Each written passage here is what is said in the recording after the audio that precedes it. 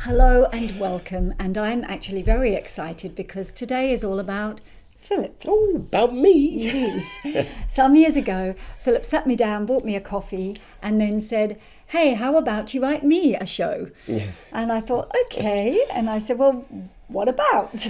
I said, well, me.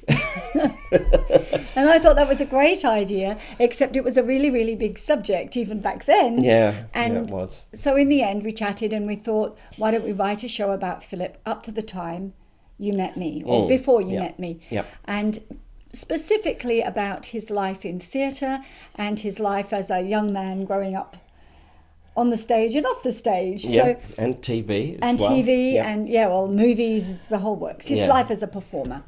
And so what you're going to see today, though, is a little bit of a rework because unfortunately life happened, and although we were really keen, we didn't get to put on the show at the time. But recently we looked back at it and thought, well, there's some good material here. Yeah. And wouldn't it be nice to find a way to bring it out into the world and rework it a little bit?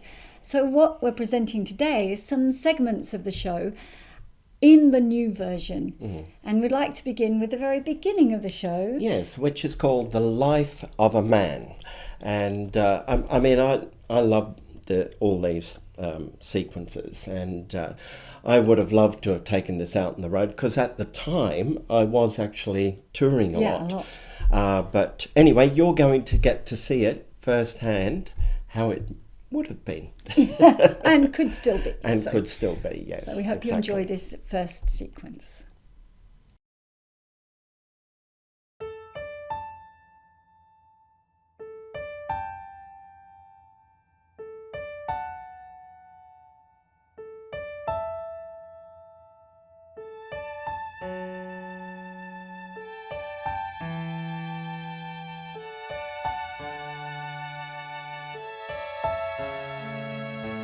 How do you measure the life of a man? Is it in triumphs? Is it in failures? Or in his trying to do what he can? And how do you treasure the life in your hands? Is it in moments? Is it in people? In all the things that the heart understands? To find each day something to live for, something to strive for, and to be more than you were. To measure up to the life you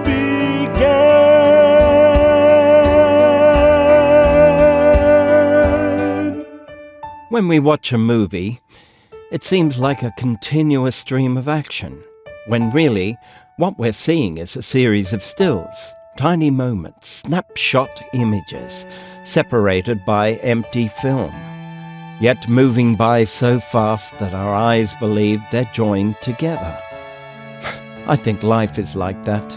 It looks and feels like a continuous flow of activity, of waking and sleeping, working and playing, loving and loathing.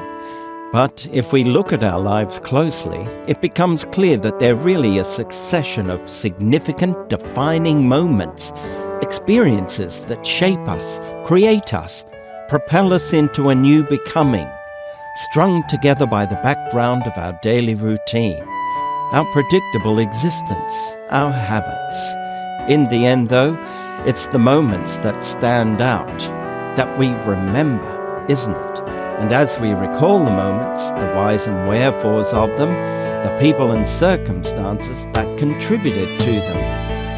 To find each day something to live for, something to strive for, and to be more than you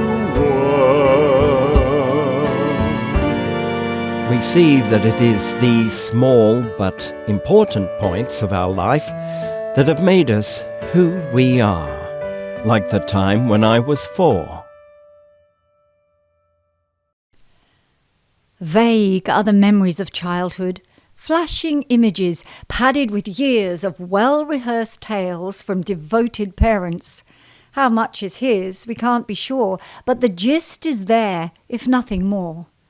Small child stuck at busy mother's dance school, tired, hot, hungry and bored. Will you get me an ice cream? Not now, dear, Mummy's working. Small child nagging. I can go myself. You're too young, love.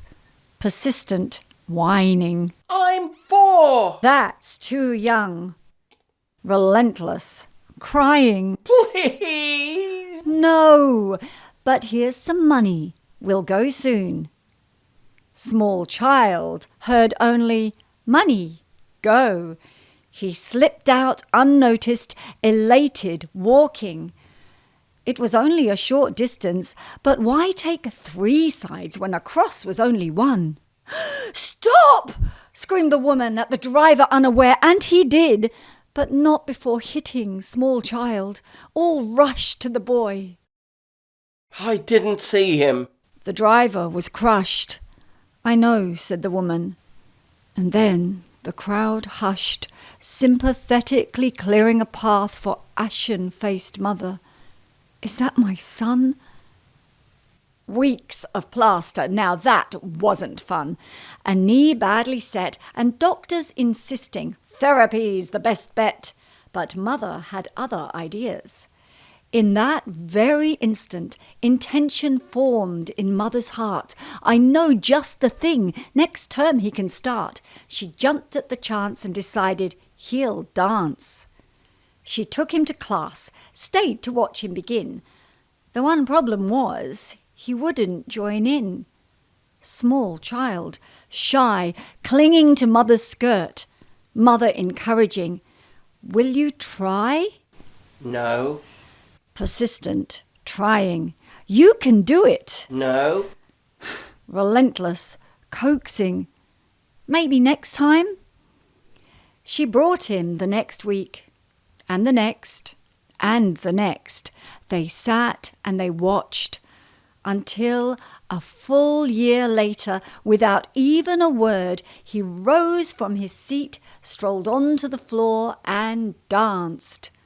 Mother, triumphant, well done, love. Elated, watching, fulfilling a dream. How many have had their destiny sealed by a desire for ice cream? Oh, I hope you liked that. Oh, I did. I enjoyed that a lot. And I mean, it's very obvious what motivated you to go and get your leg broken. and actually, I had almost the exact same experience when I was about 3. Yeah. When my parents, I was sat bored when they were dancing and rehearsing with a group of dancers. Yep. And I remember eating this giant box of sugar puffs down on a bench in this little hall in a school or a scout hall or something, and I think the box was as big as me, and hands in, and I was so bored, and Mum said, right, let's go, and I took her at her word and shot out the door, and I was hit by a car, and I was 10 weeks in hospital. So isn't that funny? On other sides of the world, we both had similar experiences. At the same ages. Very similar. But the question I have to ask you is, well, actually, it's 2 questions. Firstly, do you remember how that must have felt going every week and sitting and watching a dance class? What on earth was going through your head? And go on. You can answer that. And the second one is, what suddenly made you decide to stand up and dance? Yeah, that is probably a question I'll have to think about in a second. Okay. I should have given you warning. The first question, what was it again? How did it feel to sit? Because look, we've got 6 children, and we do encourage them. And I do remember spending 2 or 3 weeks with one daughter, having her, well, maybe 2 weeks watching a ballet class to Yeah. decide if she wanted to Oh, do of it. course, yeah. And then, no, she wasn't going to have a bar of it. So, but I cannot imagine going every year, every week for a full year. Well, you got to imagine a young kid. I think he thought he was on a really good thing here, How come? because his mother would take him out to bowling and movies, to pancake parlour, to all these different places. And ethical bribery. Yeah, it might have been. And I think, not purposefully, no, willfully But so in your or mind, anything. you just had to go and sit quietly for an hour, Yeah. and then you got to go and have a drink. I think that must have been what was going through my head at the time. Okay. And then suddenly after a year, I'm this sort of person that has to know what I'm doing before I do it. Well, I was then. I'm not so much now. But I was then. I had to know exactly what to do before I stood up on that floor. Right. And yes, it took me 52 weeks to learn what I was going to do. But you did it. But also, I was frightened too, But I was pretty something suddenly scared. must have changed your mind. Yeah, well, it was just one of those things where someone said something like, "Do you want to join today?" Yep. It's just sort of one of those instant thoughts. Wow. And that's why I said, it would be something I have to think about, because it's something I didn't think about. I just did. Right. So it was just one of those things where, it was instantaneous. The thought, the response to that question, it was just amazing. Yeah, amazing.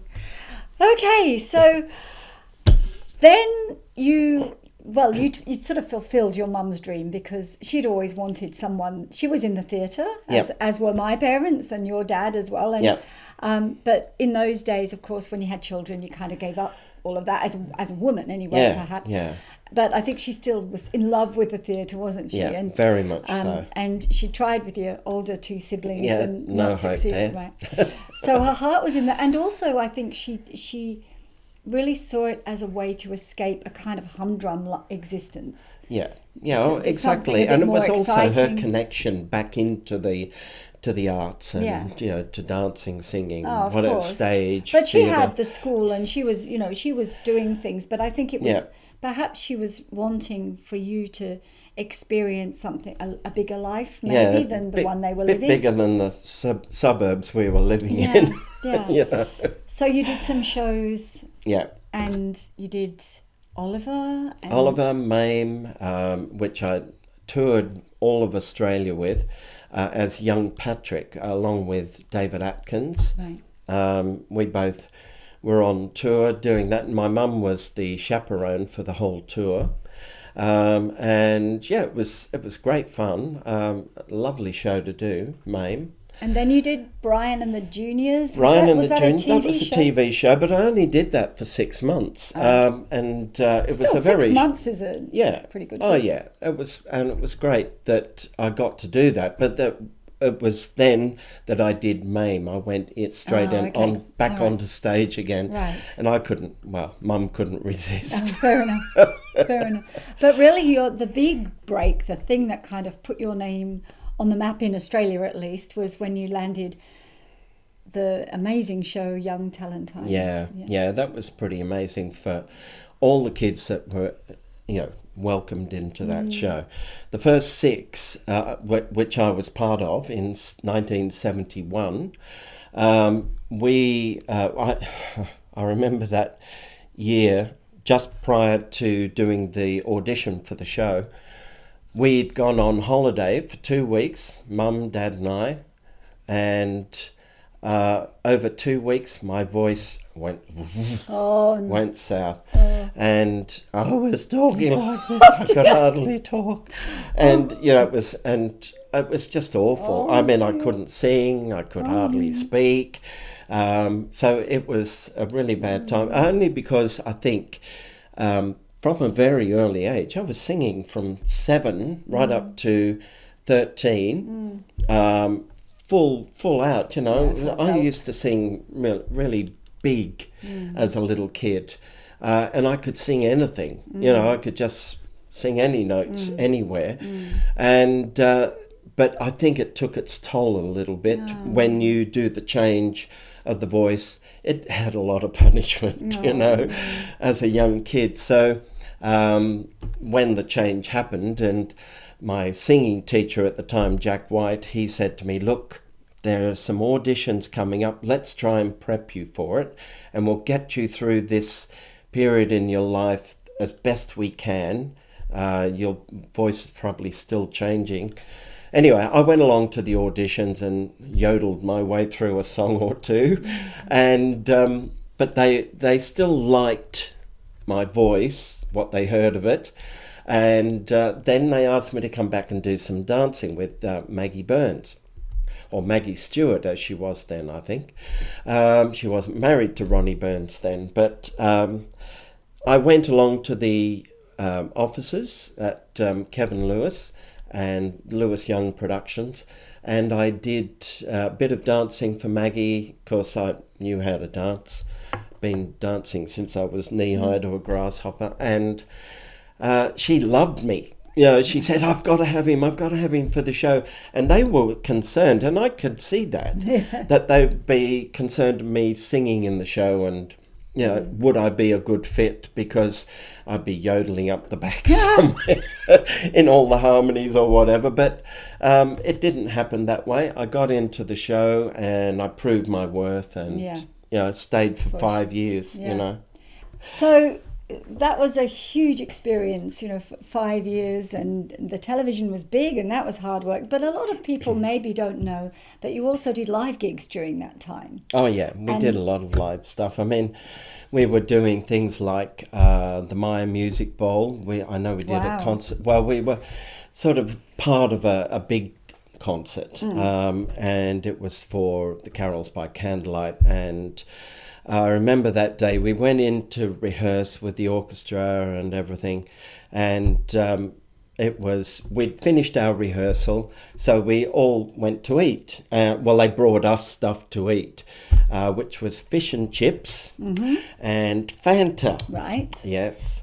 And I found out, you know, pretty soon, just before going on stage, that I was very nervous, and and Fanta and fish and chips don't go together. Not with nerves. No, yes. And just before I went on, I barfed all over the curtains on the side of stage. Oh no! Unfortunately, yes, and we had to go. I mean, literally there, and then run on. I saw that though. I mean, you would never have known. You were brilliant. I mean, you sang really well. Amazing.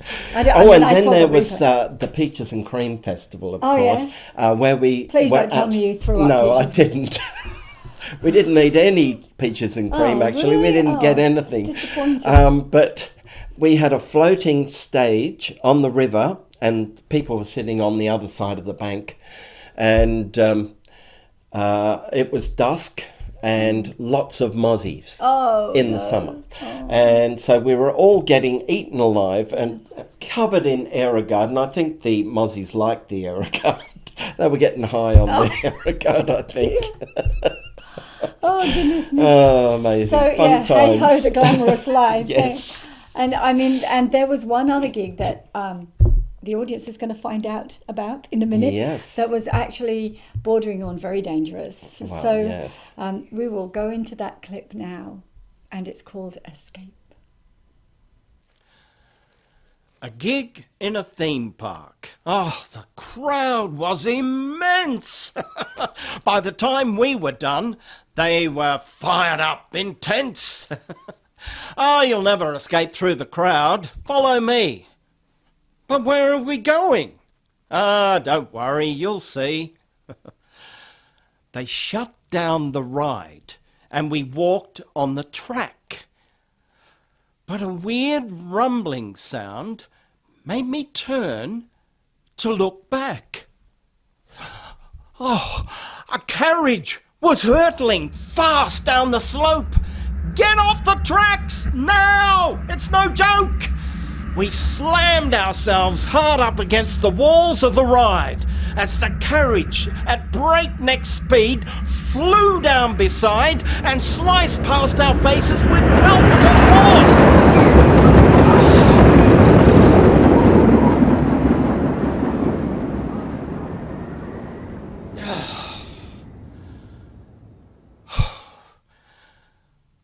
Could that thing have killed us, you ask? Yes, of course. Then, silence, except for the sound of our breath and our fear-stricken hearts. Did we just escape death? We stood there, too shaken, too shocked to move on, until we were certain the danger was gone. At last, we returned to the safety of home, and in each of us, new understanding had grown. Though mobs can be scary, well, that's what it's about. And staying is safer than a dodgy way out. I felt that. Yeah, I felt that. Oh my yeah, goodness me. It was very, very scary that day. I can still remember it to this very day. Traumatised me. No. But I remember Brad Boyden, he was behind me. Everyone else was in front.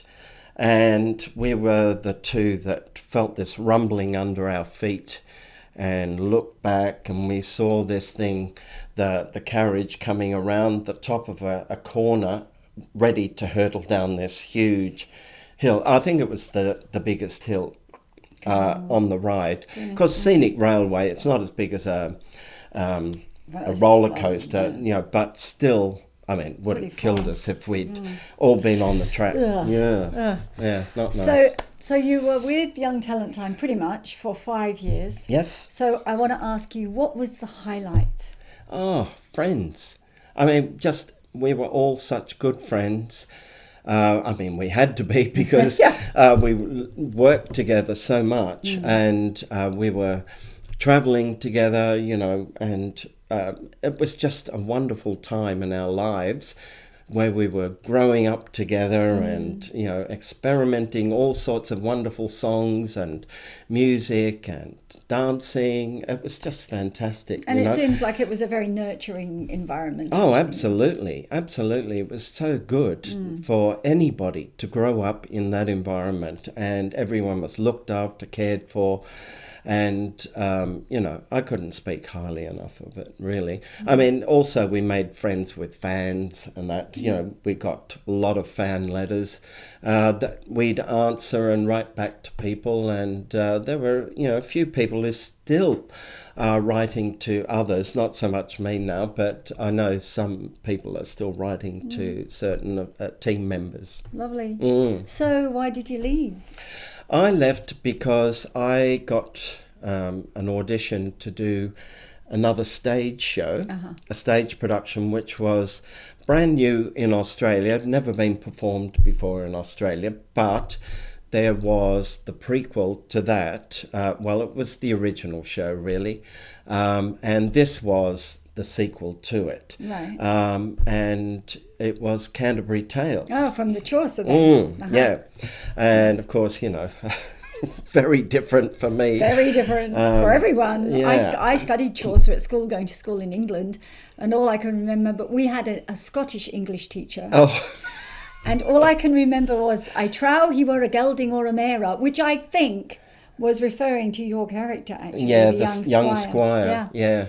So interesting. Yeah, very. It was a great experience, to say the least. And working. But it wasn't really Chaucer. It was kind of modernised language. It was modernised because Martin Starkey, who was the director, he also translated the book with Neville Coghill, and they together put the book of Chaucer's, all the stories that Chaucer wrote, and put them in a language that everybody could sort of understand. It's a bit like Shakespeare, but naughtier. Oh. Really. Oh, wow. Well, so in this next sequence, you will see how Philip's career took a new turn, and at the same time, so did his emotional life. After 5 years of TV, I was ready to do some theatre again, and keen to try something completely different. Well, I got my wish. Maybe I should have been more careful with what I asked for. Oh well.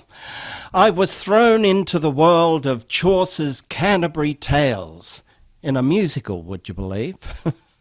This meant weird old language, tights, and yes, codpieces. I know, from cool teen star to, well, you get the idea. So I rolled up my sleeves and my tights, and I jumped right in.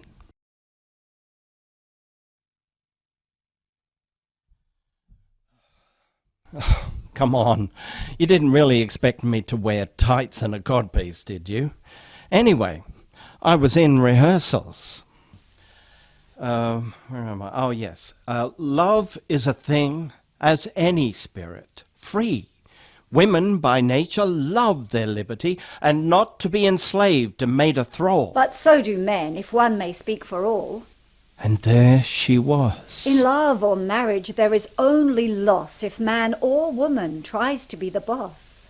Amazing. Distracting. Philip, your line? Oh. Sorry, Martin. Where was I? Where courtesy... Oh, yes, I've got it. Where courtesy and reason have their say, the greater strength may lie in giving way. And there she is. In married love? Amazing. Distracting. In married love. Oh, in love. Wait, this is it. It's as it's going to be. There she was. There she is, and the feelings are real. They are real. They're as real as they're going to be. This is it, and it's real. And these feelings just have to break free.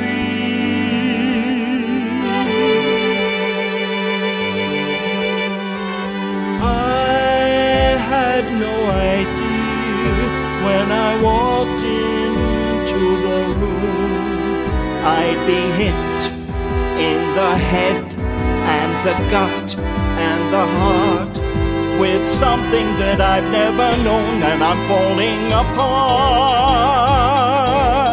Yes, this is it. It's as it's going to be. There she was, there she is, and the feelings are real. They are real. They're as real as they're going to be. This is it, and it's real. Could these feelings be setting me free? In time I'll see.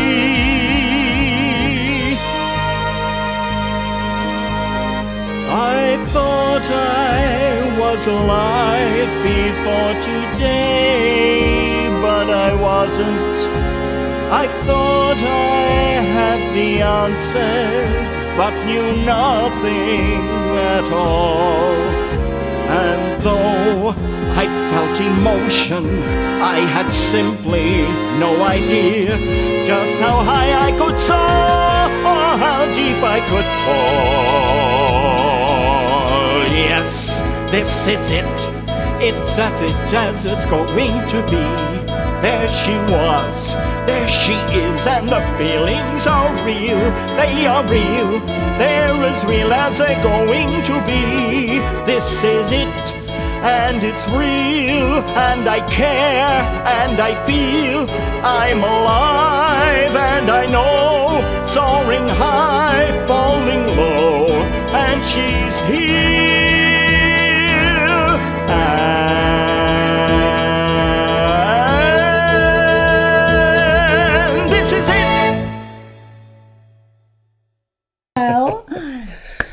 Unfortunately, that wasn't me he was singing about. No. But, I mean, it was a serious relationship. And Yeah. Well, I mean, let's see. I mean, we were both too young to be married. But really. you did get married. We did get married, yeah, but it was all wrong. Everything, the way it was set up was all wrong. The marriage happened in her mother's house, and she didn't want anybody to be invited. Because they thought that everyone would object to the marriage. And Did you? yeah, I did. I really did feel like it was all wrong, and yet we still went through with it. And You're young. yeah, exactly. And we were too young. Lasted 3 years, and that was the end of it. But unfortunately, the sequences afterwards, the divorce and everything, lasted 6 years. Oh, dreadful. Which, lawyers, solicitors and all that taking forever, stringing it out and getting as much money out of us as possible, But anyway, know what? It all doesn't worked matter. out well in Oh, the end. yes, thank goodness. So, I mean, Yeah. it was very sad, but I benefited. Yeah. But in this next sequence, it's about something that happened after the marriage had broken up, and just a sad time and a difficult time, I think, in your life. So get your tissues out. It's one thing to let go of a sinking ship, but quite another to find your way back to shore. I was at sea, flailing around for something solid to grab onto. I was desperate for work, for a sense of identity, and for affection.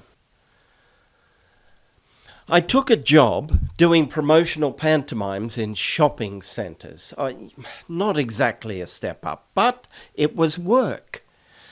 And for the first time in ages, I had friends, real friends, who cared about me as much as I cared about them. And they allowed me to just be me, to live, to breathe. That kind of friendship is gold, and I knew it. I was fragile, emotionally delicate, and after the iciness of my marriage, I longed for the warmth of a loving relationship. I so longed for it. And it was there, on offer, for me to just reach out and take hold of it. But no matter how desperate you are, some currents should never be followed. Don't go there, she's not yours, she won't ever be. She's a glitch, a hiatus, a wannabe. Don't go there.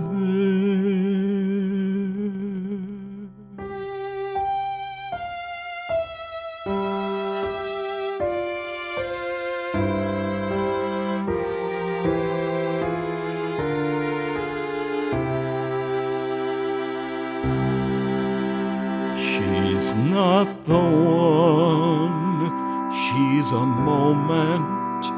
She won't ever be more. Don't go there, don't go there.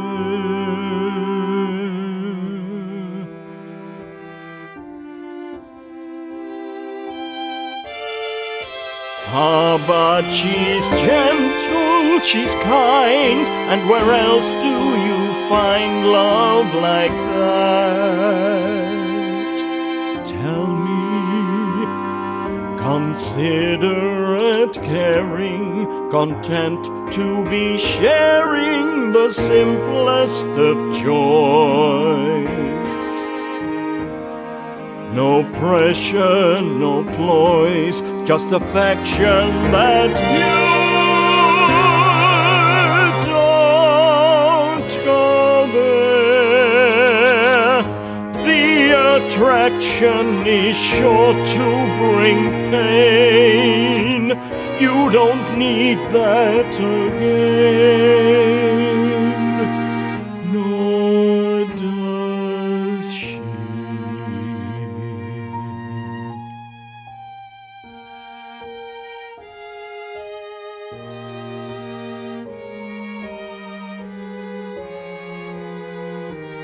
Don't go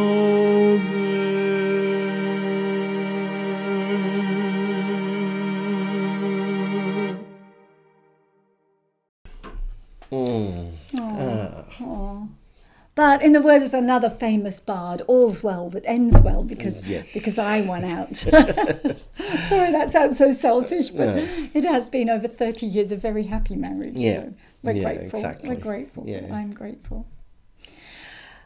So as you can see, there's a lot to Philip's story, and it's way beyond the scope of one video. So there's more to come.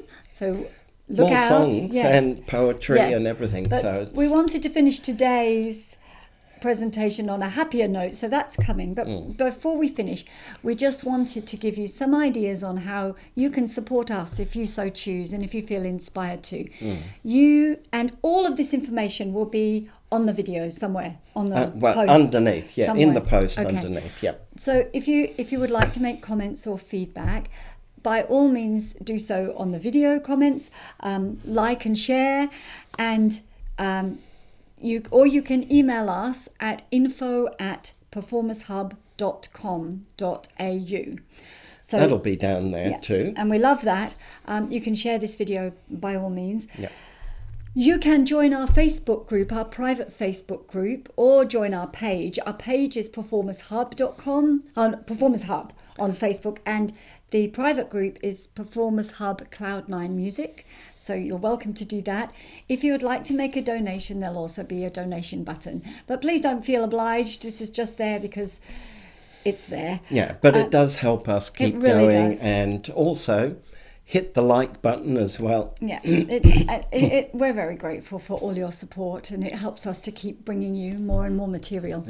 So we're going to finish today with a song that's from the show, but this was recorded for my beautiful sister's wedding, and so the lyrics are not from the show. Not really. no, well, but they're adapted. different Yeah, connotations. and a completely different context, because this was a happy wedding.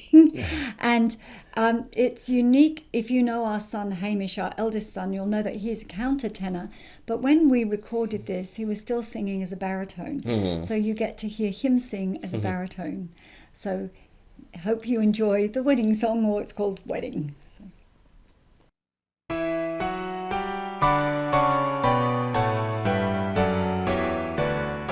Do you take up? Can you love her? Will you honor, protect her, and cherish her all of your life? Yes, I take her, and I love her. I will honor, protect her, and I nurse her through sickness, stick with her through discord and strife. And only the man who can do this should make her my wife. Do you take him? It's truly the wedding we dreamed of him. The flowers, the bridesmaids, the